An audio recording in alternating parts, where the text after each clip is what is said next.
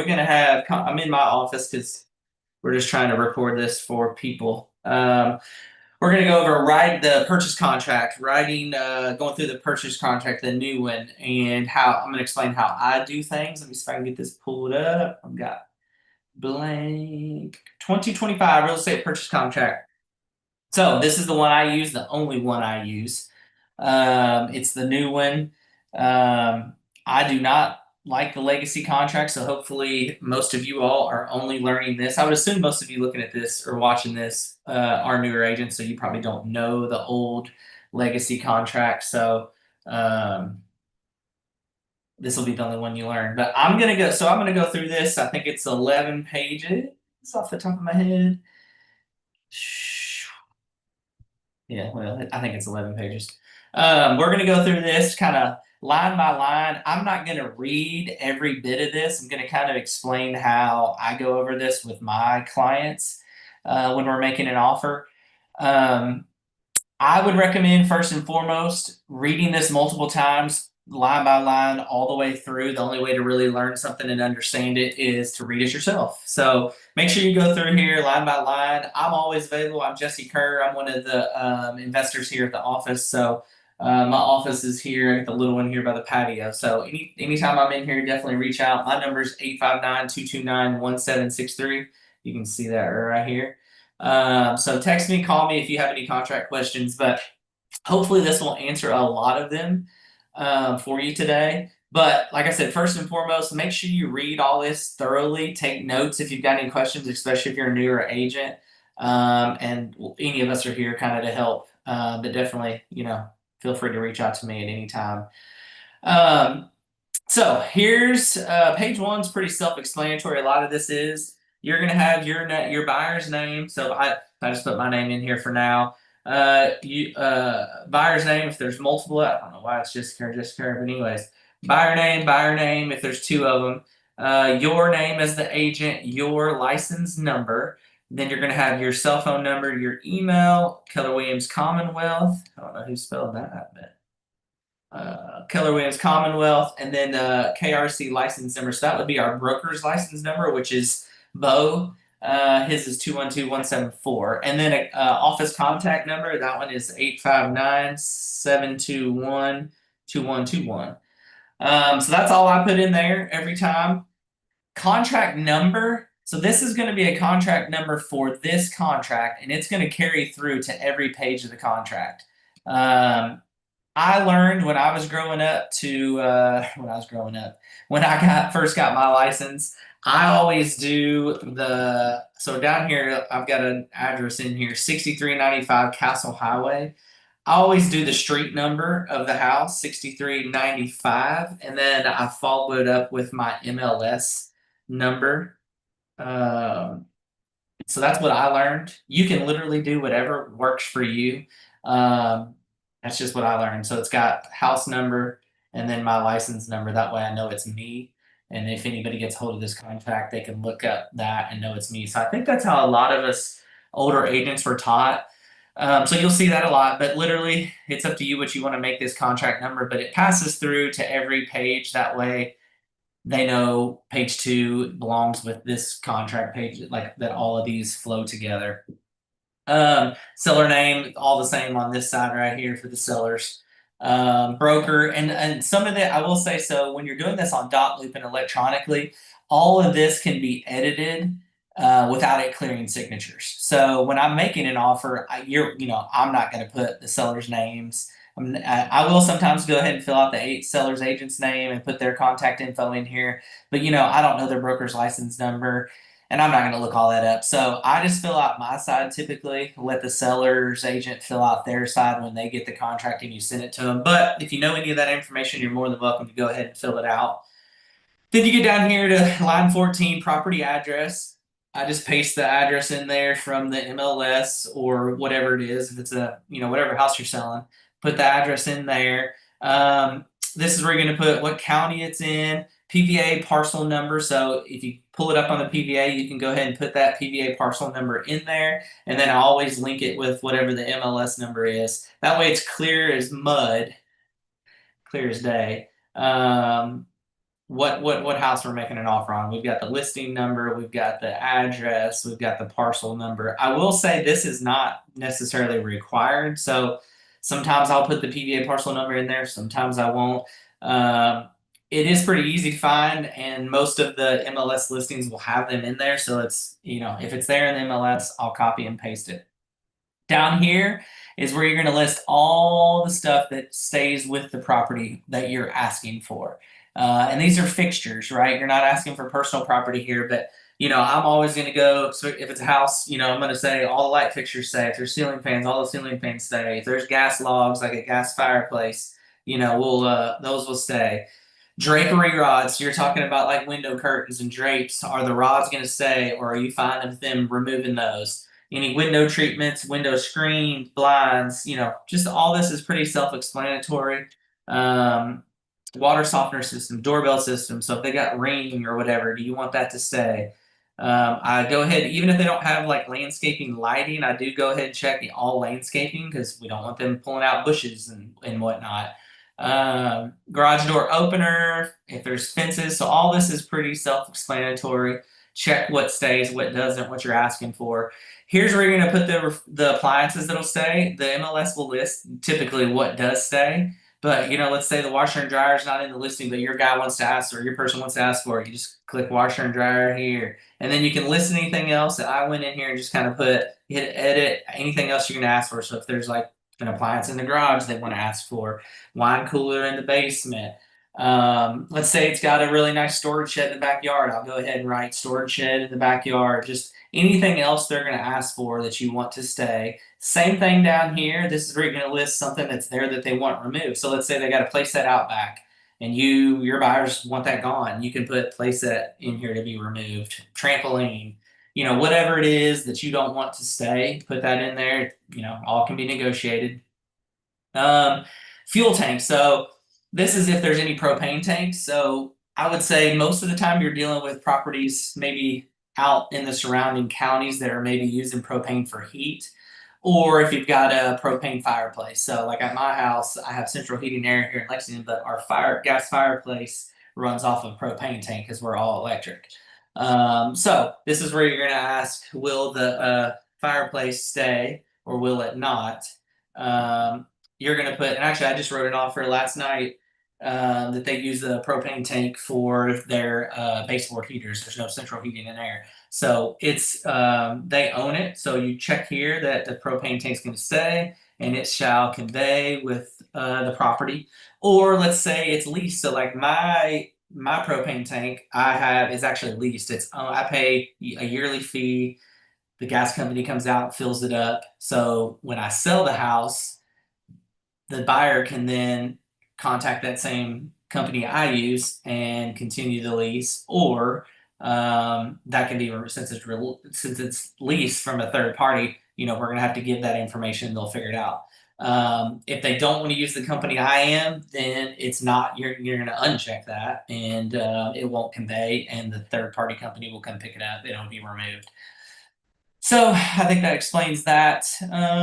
Let's see. And you leave it blank if that doesn't apply, obviously. So if there is no propane tanks, you just leave it blank. Purchase price, you're going to put your purchase price in here. It is in US dollars. If financing contingency is not checked below, then this buyer shall have immediate available funds. So basically, they're paying cash for it, and they have to have the funds available at closing. Escrow. So escrow is like earnest. So you'll hear it called escrow. You hear it called earnest money. That is once you have a fully executed contract. Everybody signed, all parties have signed, and you've agreed to a contract. This is the amount of money that. Hold on one second. I've got a guy blowing me up, and I'm gonna have to text him that I am teaching a class right now. Hold on. Sorry about that.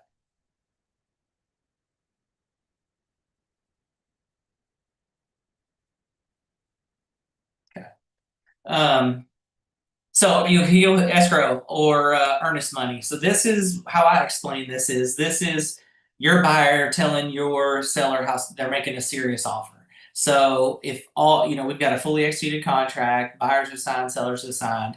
then your buyer has 3 days of that effective date, which is the date this contract was fully signed, to get that earnest money to whoever's holding it. Typically, this is where I put the holder. Typically, the buyer will keep it with the buyer's agent's office, so they'll write a check to Keller Williams Commonwealth for $5,000, and in the memo they'll put the address of the property. And sometimes I have them put like my last name on it, so our MCA knows it's a client of mine.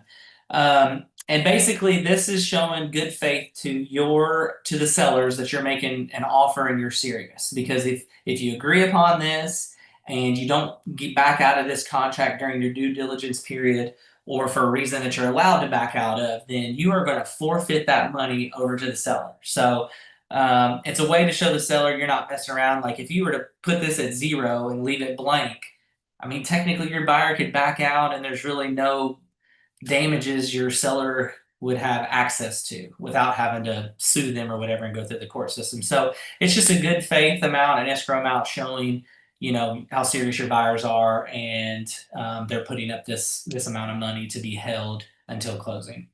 I explained to my people that if everything goes well, we get to closing, they're going to get that money back. Sometimes it's applied to what they have to bring to closing through the mortgage company, or sometimes they get a check back, they keep it, and they work that out with the mortgage company. This is where you're going to ask for seller to pay seller to pay buyer's actual closing cost, not to exceed a certain amount. So sometimes you'll come into a situation where the buyer either wants to or maybe doesn't have enough funds to pay the down payment plus the closing costs that the mortgage company is telling them is due or is needed at closing. So this is where you're going to say, hey, we're offering you $500,000, but we need you to pay $5,000 at closing towards our closing costs. So I also explain this to my sellers and buyers. Effectively, this buyer is now offering your seller 500 minus 5,000 because they're asking the seller to pay $5,000. So technically, this offer is 495. I just want people to understand that. But essentially, what they're doing is they're coming to the table with less money out of pocket. The buyer is, so they could either, like I said, they don't have those funds available. They only have enough to cover their down payment, or maybe they want to keep less money or keep more money in their pocket at closing to do repairs or buy furniture or whatever. So here's where you're going to put any closing costs you're asking the seller to pay on behalf of the buyer at closing. All right, contingencies. So this is where you're going to put any contingencies that this contract may apply through. So typically, if they're getting a loan, you're going to click financing contingency, and it goes over that in sections 4 and 5 below. We'll get there. Appraisal. So most financing contingencies are going to require an appraisal. There are some that will not require an appraisal, but if you're doing this financing contingency, it includes the appraisal contingency, so you're not going to check both. This would only be checked without this. See, it says without financing, meaning your seller's paying cash or something, but they also want to have an appraisal done to make sure they're not overpaying or whatever if they're comfortable that way. So they'll pay out of pocket for an appraisal, and it's contingent on that. So if we agree to a $500,000 purchase price and it comes back below, and we'll get into that once we get down far in the contract, what happens there. But it's basically contingent on it appraising for at least that purchase price. And then this is where you're going to check if there's any other contingencies. So let's say you'll run into this a lot. You have somebody wants to buy, but they have to sell their house. So it would be contingent upon you hit other, and you can put contingency form. You can put house to sell, or contingency form number 1, house to sell, and there's a whole nother contingency form that would be attached with this contract, and it stipulates the terms of that. So in a house to sell contingency, the buyer is offering this amount of money, but it's contingent upon their house selling. And then you just arrange back-to-back closings, and all that can be worked out. But if their house does not sell in whatever time frame we put in this contract and agreed to, since it's contingent on their house selling, if it does not, then they can back out of this contract, get their earnest money back, their escrow amount back, that kind of thing. So this is where you're going to put. And if there's any other contingencies, I'm trying to think off the top of my head what other could be contingent upon buyer getting a job in Lexington if moving from out of state. What you could really put whatever you want in here, but the house of sale contingency is the normal contingency you'll see along with appraisal and financing. All right, this we're going to talk about your financing. You'll get this from the mortgage company. They'll send you a pre-approval letter typically, and you can talk to them.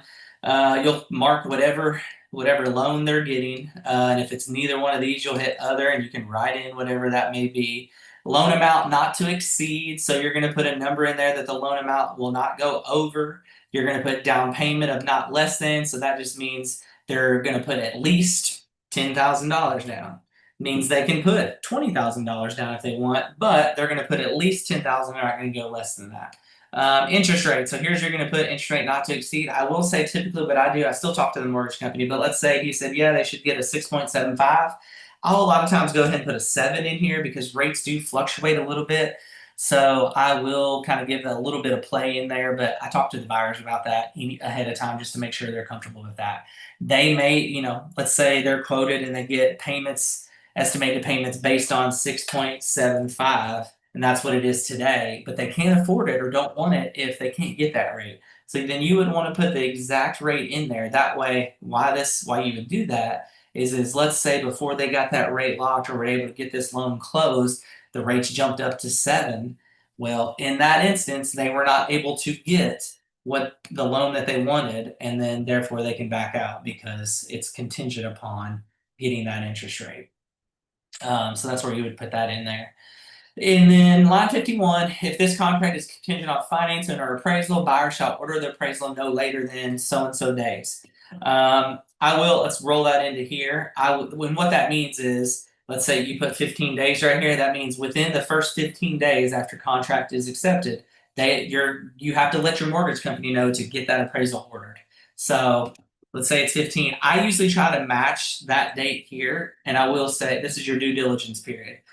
I will say I do that because when your mortgage company orders the appraisal, your buyer's paying for that. So if you were to go through and order that appraisal immediately and have that done first, they pay $500 for that appraisal, let's say, and then they have their home inspection done after that, and they decide to back out because they didn't like how the home inspected. Well, now they're out the cost of the inspection plus the cost of the appraisal. So I try to line it up to where I've got time to get my inspections done in this due diligence period, get those done first.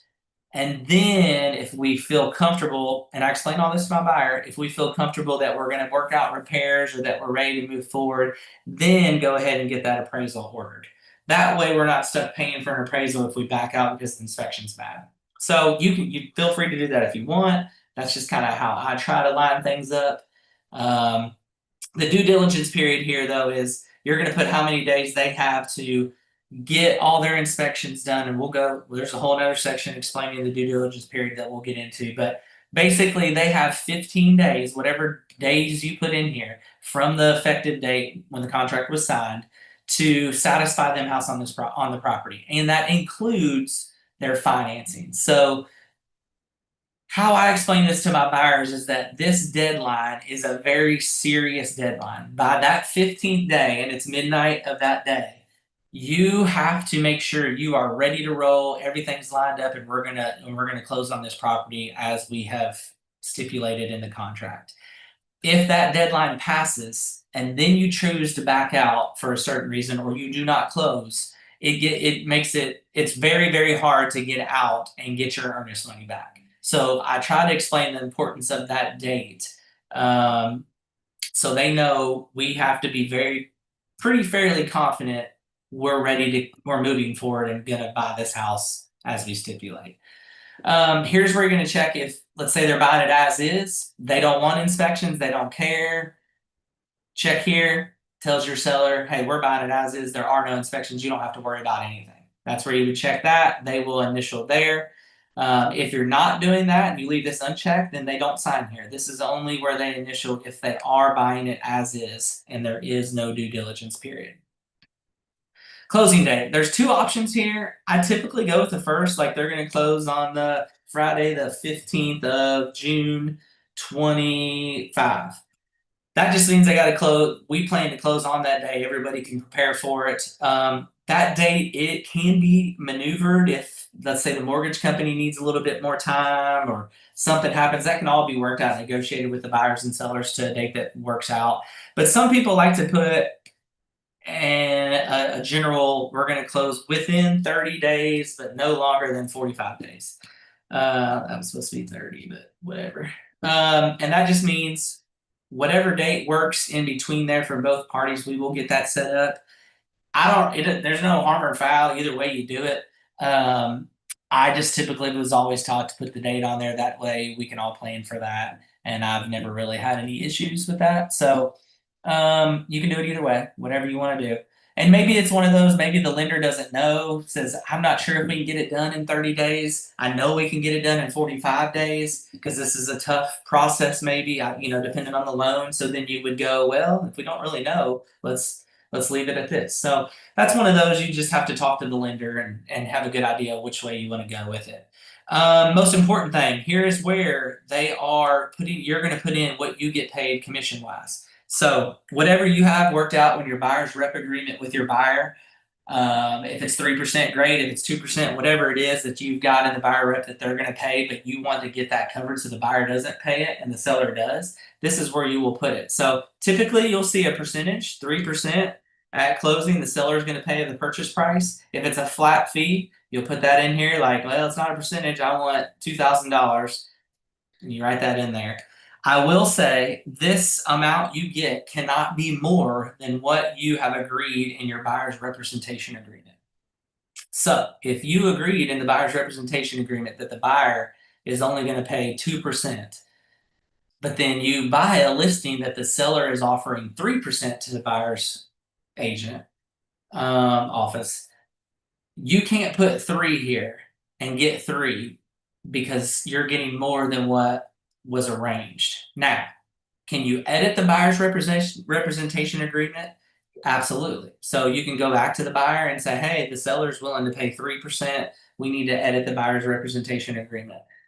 So that's the best way to do that. I always get 3% in my buyer's representation agreement because I'm going to try to get the max. I haven't had a single seller since we had to do it all this way from the previous way that has not paid me 3%. Now they may try to negotiate that. I always stick to my guns and get 3%. But this is where you're going to put in how you get paid.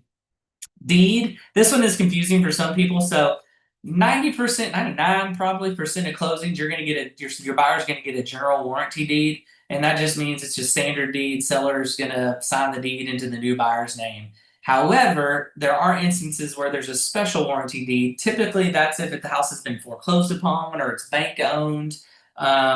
You would learn that from the listing agent or the seller. So you would check here if they've told you, hey, this is a special warranty deed. It's not your general deed because of blah, blah, and they'll explain why it's a special warranty deed. And then they just have to disclose that. So you would check here and everybody would initial. But I would say 99% of the time you're going to leave all that blank because it's just going to be a general warranty deed. This kind of explains the dates and times. So it's all times are of the essence, all dates, times, and deadlines for the performance of any obligation herein, except for the closing, unless checked and initialed below. So this is where you would check like if the closing is also of the essence and binding, meaning whatever date you put, June 15th, if you check this, that means you have to close on June 15th. If you don't, here's what it's going to say. All of those are of the essence and binding upon all properties. Failure to comply with any date, time, or deadline herein, except for closing, unless checked and initialed below, shall be a material breach, and the breaching party shall not be entitled to any period to cure such breach unless expressly stated. Basically, that means all of these deadlines, 15 days due diligence, 15 days for appraisal, whatever you put in there. Let's see, and then on down here you have deadlines right here. This offer expires on 12/1/2024 at whatever time. All of those are binding and are of the essence, meaning if you pass those dates, then you are whoever, and if you're in material breach of contract. So if you pass those dates and then back out, the buyer backs out, they're in breach. If you click here that the closing is also of essence, then if you do not close on the 15th, then the buyer is in breach because they did not close on the 15th. Or if it's the seller's fault, the seller reason they didn't close on the 15th, they're in breach. So I never check that the closing is also in essence because a lot of times that's out of your hands depending on the mortgage company. So I have never signed a contract with that included in there. The only reason I could think that could be is if a seller was like, we have to close on this date and we'll accept your price that you're giving us, but as long as we close on this date. So maybe they're willing to come a little lower because they need closed in a week, which is not normal. Usually you have more time. So maybe they're like, hey, if you close this in a week and guarantee it, check here, we're gonna close on in a week. Then maybe they give you a heck of a deal on the price. But that's the only kind of scenario I can think of why you would need to do, this is of the essence. You all work towards the date so everybody's in the loop. But if something happens, you just stay in communication and try to work it out. All right, contract subject to additional terms set forth in the addenda. So here is where you're going to put any addendum. So there is general addendums you can attach with this. So you're just going to put, if there's anything, you're going to put an addendum, you're going to put the form, the name of the addendum, and then that addendum will explain whatever it is you're putting in there.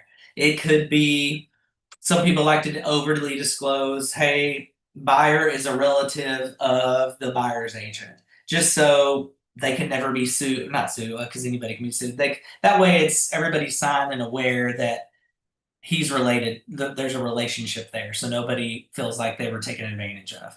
Maybe you put an addendum in there that sometimes you'll see an addendum like maybe a married couple's buying it and they're both on the contract, but then you make an addendum that says maybe the loan, they need to remove one of them for a credit score reason and the loan's only going to be in one of them's name. So sometimes you'll put that in addendum. So that's just where you're going to list any addendums that stay with the contract. Expiration. So here's where you're going to put this contract. So this offer, your buyer's making an offer, will expire on such and such date at such and such time. So we are offering 500,000 and it expires 12/1 at 12 p.m. So noon on 12/1/24, which I know we're past that, but whatever. So that means after 12, this contract is null and void. So if the seller actually signs this and the date on here is after 12/1 at 12 p.m., this contract is not accepted. It's actually past the expiration date, so it's null and void right there. So there's no way you can make this offer and it sits there, and a day later after this expiration, the seller can say, "Oh, we signed it, we took your offer." Like, sorry, no, it expired. So you'll put a time in there. Definition. So here's what's going to define what all these terms mean that you'll see throughout the contract. Contract is just this purchase contract. Closing is the closing date, which is self-explanatory. Like I said, just read through this. Appraisal order deadline. It's talking about the deadline to order the appraisal. Due diligence period explains the due diligence period. I will say this is where it says the period during which the buyer is permitted and encouraged to inspect and investigate the property and has to satisfy any of the buyer's inspections and due diligence hereunder and other terms of the contract. If section 1 does not specify a date, it shall end on 11/59 on the 14th calendar day. So what they're saying is, if for some reason you all accepted all this and this was blank, there's nothing in there, then you default to, you have 14 calendar days from the effective date when they sign the contract. Well, actually explains the effective date here. So if nothing is in there, you have 14 days till almost midnight. Effective dates, the date the parties have accepted this contract as evidate by the last signature of all necessary parties. Escrow, we talked about escrow, that's the earnest money deposited. And then the use of any singular term herein shall include the plural, blah, blah, blah. That's just technical jargon. Escrow, so here's explaining escrow. Whatever escrow amount you put on there, once the contract is fully signed, and everybody's signed, you have 72 hours to get that deposited into the escrow holder's account. I try to get my buyers to send it immediately. We have a link you can get to where they can do it electronically for a small fee. They can bring a check into the office. They can mail a check. They need to get it in as soon as possible to our office so we can get it deposited. Let's see. And read through that. It talks about some disputes or whatever, but nothing I think we have to summarize or that I go over with my buyers. Disclosures, acknowledgement, and other addenda. So most properties, especially if they're listed, you're going to have a seller's property condition report. So this is just saying seller represents and warrants there are no material defects other than what they put on there. Common property regime, that applies to like HOAs, condominium associations, that kind of stuff. So upon buyer, this is stipulating that upon the buyer's written request to the seller, the seller shall complete and provide to the buyer their common property regime authorization within 3 days. So basically, if it's in a condo or an HOA and the buyer wants copies of anything, the seller will get that to them.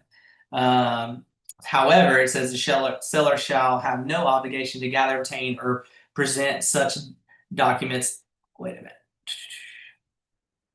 This is where you get legible copies of their documents or get them to the property manager group. However, the seller doesn't have to go get those documents for them. If they have them, great, but they just have to make sure they provide to the buyer where they can get what is needed. Leases and tenants. So this is just saying if there's a tenant in there and you're buying a rental property, the seller warrants that there's no other leases on the property. They'll provide copies of them, and that lease actually still applies post date. So if there's still 6 months left on the lease, that tenant has the right to stay in that house for 6 more months, even though you bought it. Disclosures. The following disclosures are applicable. Seller disclosure of property form, we already talked about. Condo seller certificate. So if it's a condo, there's a seller certificate that's required, and this just stipulates that the seller agrees to immediately request it upon execution and at the seller's expense provide it to the buyer. Fair housing disclosure, so you're going to give them a copy of the fair housing disclosure. Lead-based paint hazards, there's a disclosure you can give them about lead-based paint if the house was built before 78 when there was lead in the paint. Service acknowledgement. So this is where it's saying the buyer and seller acknowledge that a licensee in this transaction may receive commission or a fee. So you're just disclosing that. Regulatory disclosure. So the loan's going to require some documents to be signed. This is just saying that all parties are willing to take care of that and do that in a timely manner as required.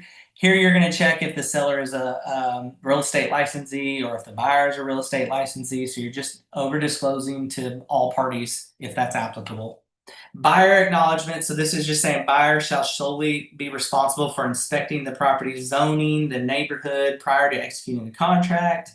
Buyer also acknowledges that current property taxes are not a guarantee. A change in ownership or construction improvement may result in a reassessment. Buyer shall be deemed to have constructive notice of any matter that is public information known or observable.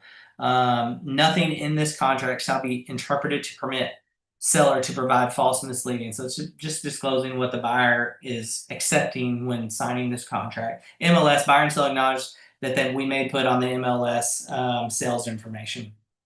So you're just basically agreeing to that. Financing contingency. So this is talking about that financing contingency back from top of page 2, if it's contingent on financing. There it is. Line 158. So if it's contingent upon financing, the buyer's obligation to close is contingent upon an appraisal, which that's why I told you don't have to do both checks up there. The buyer shall take necessary steps to lock in their interest rate within 7 days. So they've got 7 days to lock their rate. Buyer does not obtain a loan that meets the interest rate, the terms you set forth, then they are allowed to back out.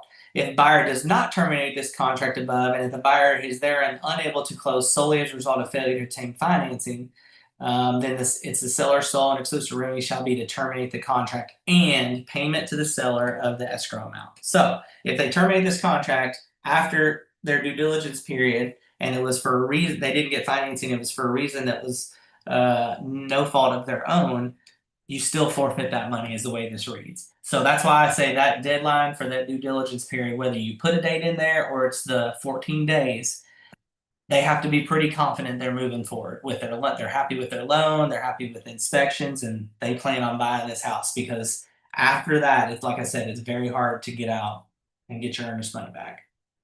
Appraisal contingency. This just explains that the house has to appraise for the sales price. So if it does not appraise for the sales price, so there's a deadline. You put the deadline in there. If they don't order it before the deadline, then the seller shall be entitled to terminate the contract.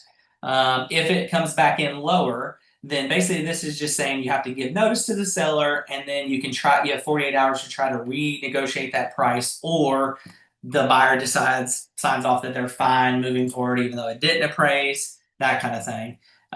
There is an FHA VA section we'll get to later. This is just saying that could be applicable on the appraisal. And in the event the buyer does not notify the seller, then their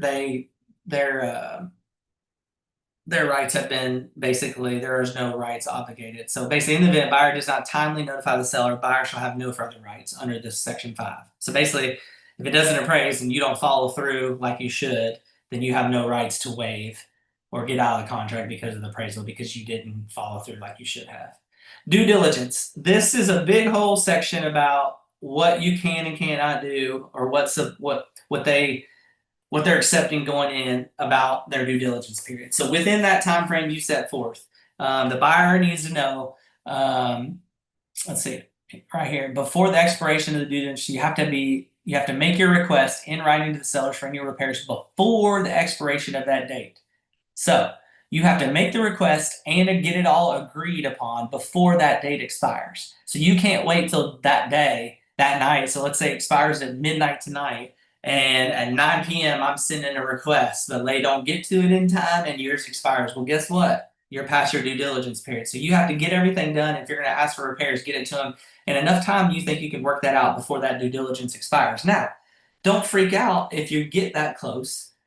You can always agree to edit that time. So go to that seller and be like, hey, our due diligence period expires tonight, but we've still got somebody coming to look at it and I'm not going to be able to, make sure I'm ready to close. Can we extend it another couple days? If the seller agrees to, you get it in writing and you have a couple more days of due diligence period. Don't get forced into that last little bit if you're not ready. Now, if the seller says no, then at that point you have to be like, well, I'm going to back out then if I'm not happy. So just make sure, like, again, communication and anything can be renegotiated if need be. But during your due diligence time, this is just saying, in the event the parties are unable to reach a signed written agreement regarding requested repairs before the expiration of the due diligence period, buyer may terminate. So it's like, again, you have to get all that done before the expiration.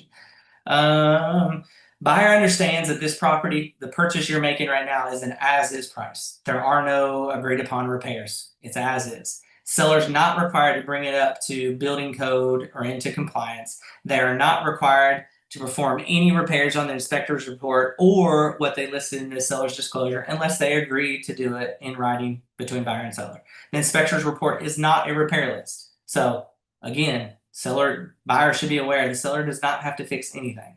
Seller shall not be required to make any repairs. There it is. Or improvements required by the lender. So sometimes you'll see like an FHA or government loan like VA, they'll say certain things need to be done. Well, unfortunately, to get that loan, like they'll say, the appraiser will say, well, the heating and air wasn't working while I was there. And well, with a government loan, that has to be in good working order. If the seller will not do it, you may be stuck there. Typically, you can work all that out, but they're not stipulating, again, they're not required to make any repairs whatsoever. And inspection is recommended, so we're just stipulating here to protect us as agents. We recommend you have an inspection. Inspectors and appraisals required by lenders do not necessarily eliminate the need for you to have a full, complete inspection. This is saying that they should use licensed professionals. Like anything we tell them or we talk about on the property, we're not licensed professionals. This kind of just protects us that they're not taking anything we say as realtors too seriously. Like, we're not paid inspectors, like we're not licensed inspectors. So it's just telling them they need to have licensed inspector, but you can read through that. Seller shall remove any personal items or stuff that's blocking, like to get to the attic or get to the electric box. So it's just saying sellers will accommodate the inspectors. Inspections can include, but are not limited to, the home inspection, mechanical, HVAC, furnace appliances, blah, blah, you name it, you can expect it. Septic systems, whatever, structural, radon. You can have whatever you want inspected during that time. Sellers will be lenient and work with any inspectors. Seller shall cooperate with buyers, property inspectors, and walkthroughs. So again, that's just stipulating that. Pest inspections. This is the same thing. This is saying you also need to have your pest inspection done within that due diligence period. And if you waive that due diligence period, you still have 7 days from the effective date to get a termite inspection done. And if there's active termites and the cost to treat it does not, so is less than 1% of the purchase price, the seller shall, at their expense, have it treated and then repairs performed by a licensed qualified professional. So they're agreeing in this contract to do that if it's less than 1% of the sales price. That's what the cost is. If it's more than that, then this can all be negotiated, and if the seller doesn't want to repair it, then the buyer has the right to back out. But again, if you put a date in there, this needs to be done during that due diligence period, just like the rest of these inspections. Buyer's termination right. Buyer may terminate this contract at any time and for any reason prior to the expiration of the due diligence period. They could literally change their mind the day after this is signed and back out legally, get their money back. So it's truly an as is contract, and they have whatever due diligence period, and they can back out for any reason or no reason whatsoever. Now, if you don't want to waste a bunch of time, then you're going to qualify your buyer, make sure they're serious. Most of the time, this all works out fine unless there's an inspection reason or a reason for back out. Let's see, title. So seller is going to deliver at closing an unencumbered good and marketable title, subject to permissible exceptions. Title inspection deadline. The title company will order all that. So the mortgage company will order the title through a title company. As the buyer's agent, you can request one. So if you have a title company you prefer, which I do, I have ones I love. So every mortgage company I work with, I try to get them to send to the title people I prefer. They will order the title inspection. In the event there's a defect, the seller shall be notified by the buyer, and this just stipulates kind of what happens if there's a defect.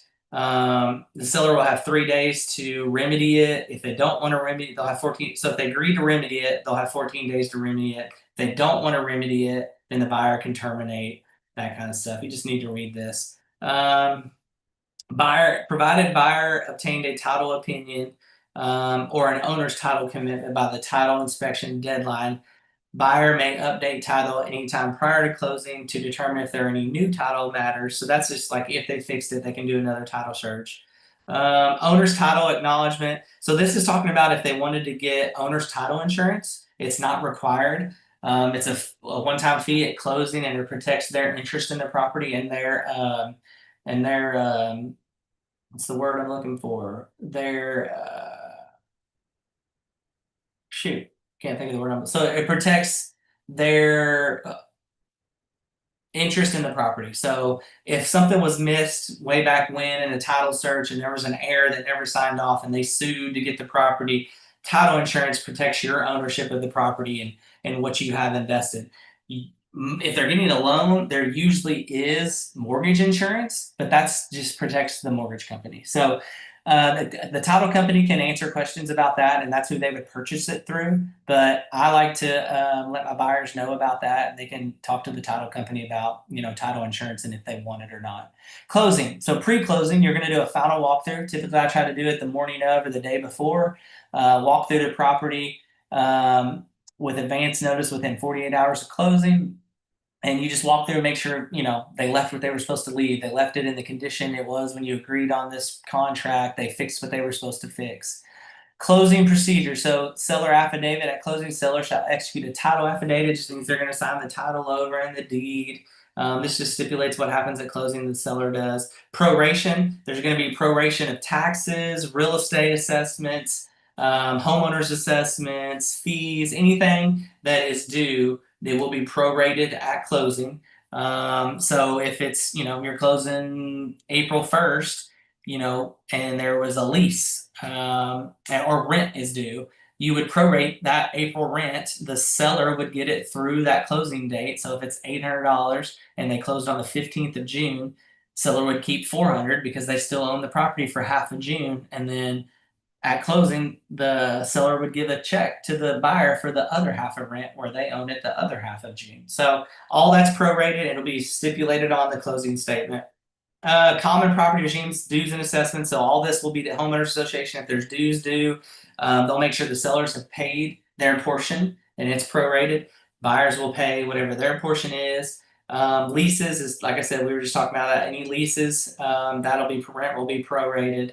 Funding, all proceeds shall be paid immediately in U.S. funds. Location, So the closing is going to take place at the office of the buyer's agent or whatever's agreed upon by the parties. Closing funds, if it's FHA, VA, or government loan, USDA financing, seller is advised that there may be certain fees imposed. So it's just giving some warnings. Closing deliverables, the party shall be responsible for executing and delivering the following. So this just lists what the seller typically delivers. So they're gonna pay for the deed prep into the buyer's name. There's a seller affidavit, the settlement statements, any warranties to be passed along, blah blah blah. Buyer's going to be bringing the purchase price, the money, escrow, settlement statement, any documentation needed, any fees by the lender. Possession. So this, unless you agree upon something different in writing or put in an addendum, seller shall deliver possession to the property to the buyer at closing. That means once you sign, the deed is over, seller hands over keys, it's the buyer's house. Seller's already out. Warranties, seller agrees to assign any warranties that may be passed along to the buyer. This gets into what happens if you breach. So what happens if termination recalls, if a party terminates this contract, it lists what could happen. Escrow non-refundable. This is going to list some things where if you do this, it is not refundable and the seller gets to keep it. Other terminations going to go over what happens if there's a breach by the buyer, breach by the seller. All this is pretty self-explanatory. Just kind of read through it. Notice of termination. Any party who wishes to terminate it pursuant to whatever's in here, then it has to be done in a timely manner and in writing. Agent broker remedies in the event of a breach by either seller or buyer. So you're stipulating here. So if the buyer or seller breach this contract and they do not close, there is a chance the breaching party is liable for paying full commission to the buyer's agent's broker or the seller's agent's broker. So it's stipulating that we can go after the money we would have got if they didn't breach this contract. Attorney fees, costs, and expenses. This also explains that if you have to go through any attorneys, a breaching party could be responsible for paying those fees for somebody else, or if you, the buyer, hires an attorney, you are the sole responsible for paying those fees. We, as a broker and an agent, are not responsible for those. Copies, this is just saying like a fax or electronic copy is all allowed, basically. Days, calculating time period, this just says of the dates you put in there. There's no extension that falls on a weekend or federal holiday or state holiday, and that they're calendar days and they begin at 12 a.m. and end at 11:59.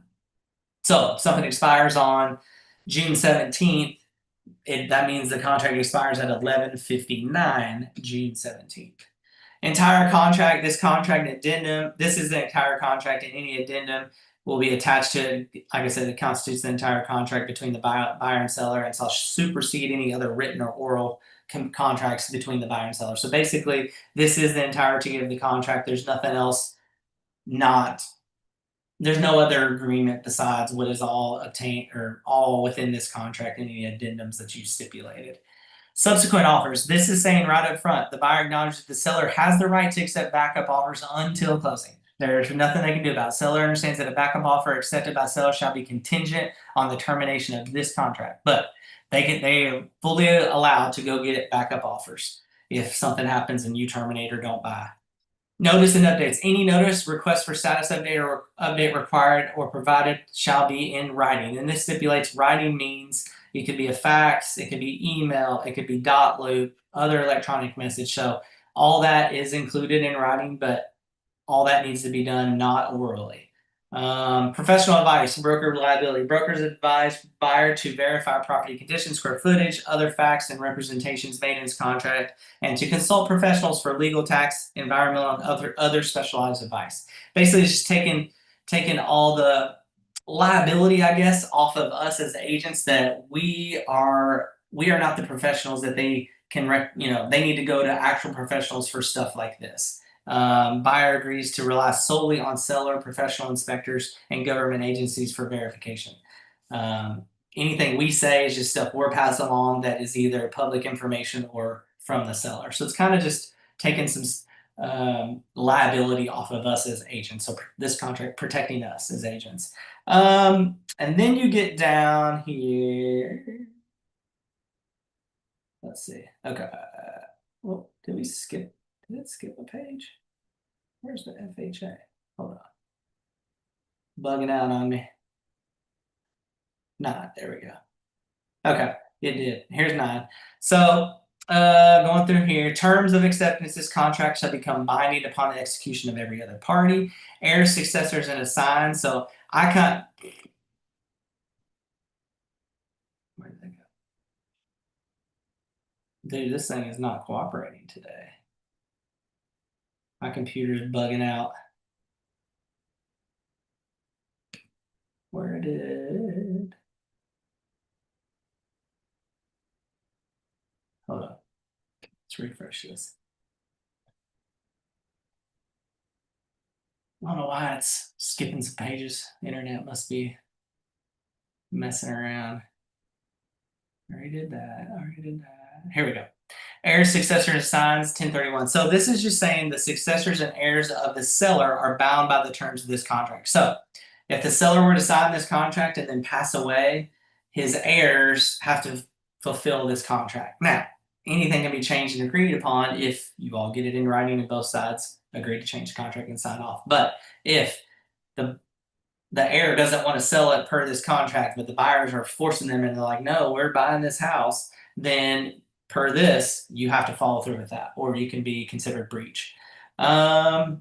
Interpretation, this contract can be strewed and interpreted under the laws of Kentucky. Any litigation arising shall be taken where the property is located. So if you go across county lines, litigation can be commenced in the county where the property is situated. Risk of loss.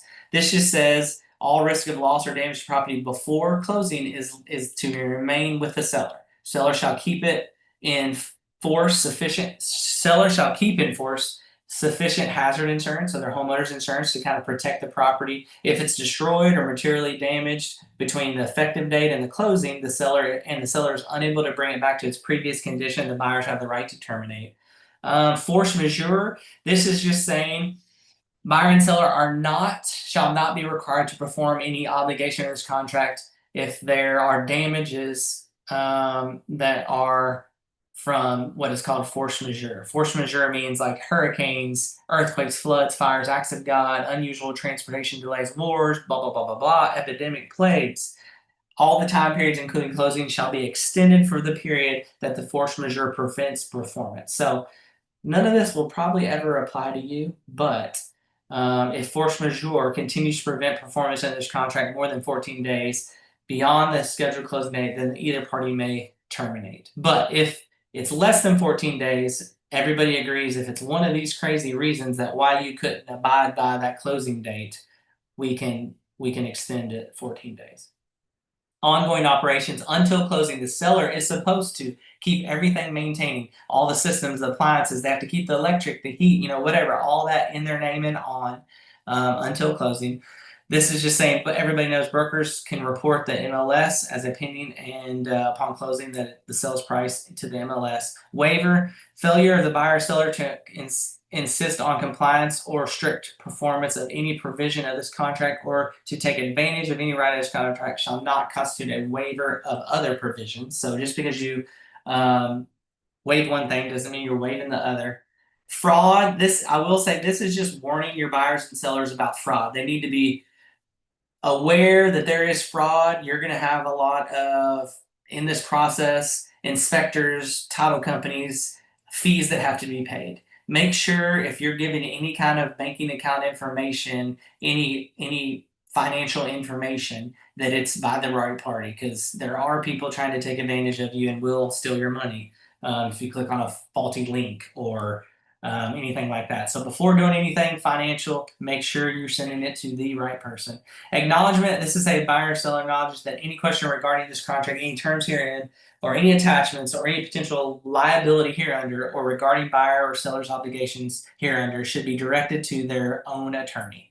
We are not attorneys, we're just agents. So it's just telling them they need to, if there's any questions regarding this contract, they need to talk to their attorney about it for answers. This whole section is about if you're doing an FHA VA loan. Basically, you're going to put in the sales price here that it has to appraise. This just stipulates what happens if it doesn't appraise. And then this stipulates there's a real estate certification that's required to be signed by all parties. And you're just acknowledging that you will sign it. Everybody signs this right here, both parties, if it is a FHA VA. And then that's the last page, basically. Here you're going to put buyer signature. So this contract is accepted. So we're making this offer today, the 17th at whatever time. They sign it, boom, send it on. Now, sellers can, let's say they accept everything on it, they're going to click accept, put the time in here, sign it. They can counter, so they can check what date, time, and how long they're going to give them, and then they can list everything in here they're going to counter. So they can put in here countering the price, or you don't have to put countering. I'm just trying to think out loud. So we offered what, 500? Purchase price 525. Due diligence period of 10 day, whatever you want to put in here. Washer and dryer do not convey. And then let's say that's all they're countering. So basically they're accepting everything in the contract except they're countering with this. So you can list that in there. Then they sign here, boom, bring it back, and then here's where you can buy.